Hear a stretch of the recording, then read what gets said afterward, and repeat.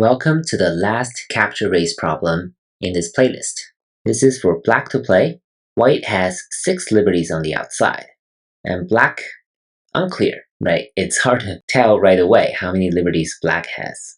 So this technique, we haven't really seen anywhere else on this playlist yet, so it's actually a very good thing to learn.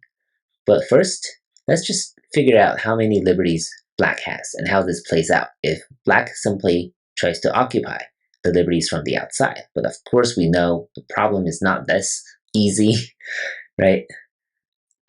This is definitely not going to be the correct answer. This is a ko, right? So this is going to be a ko. If white wins, white will capture. If black somehow captures back and wins the ko, black will get to capture white. So it's not completely dead, but that's not the optimal result black is seeking here. So the challenge for black really is how to increase its own liberties. And that will have to do with number 1, potentially pushing here works, right? Because if black can get white to capture this capture 2, recapture 1 situation, then this is generally good for black's liberties. But the problem with this approach right now is that 1, 2, 4, and 5 really didn't increase black's liberties, right? We're kind of back to square one. We're back to this shape after all these exchanges. And number 6 here can still come in and play the ko that we first saw. But of course, there's a glaring weakness in white's shape, and that's right here. It's this push, right? So we should explore that further. Actually, black can already push if white does decide to play a number 2. White cannot play this because black can cut a curry. White can only capture here, and black can save number 5. So what's happening now is that white will be short in this race to capture. Black can capture white this way. So that's why number 2 actually can't even block here, right? This doesn't really exist because of white's weakness.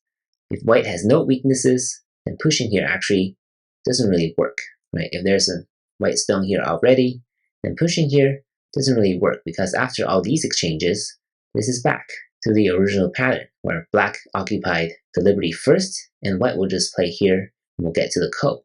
But because white doesn't have a stone here, white can't really block here at number 2. So white can only play here. And if you care about points, right, black can push here first and push again at number 3. This is a better sequence because it reduces white's points here. White again still cannot block here at number 4 because of this cut that we just saw. So white can only play here or here. And now black will be able to win because black has found 1 more liberty on the outside. So let's try this. Once captures, black recaptures. And of course, white needs to play on the outside first to occupy black's liberties, but now it's already too late for white. Black will succeed this way. So the key here really is to exploit white's weakness here in its shape, this cutting point, and to make this shape, right, this capture 2, recapture 1 situation. So very useful technique to learn. And that wraps up this capture race chapter. Hope you enjoyed it. Some of these are extremely useful techniques, extremely useful patterns for real games. So I'm sure after doing all these 96 problems, your game has improved a lot.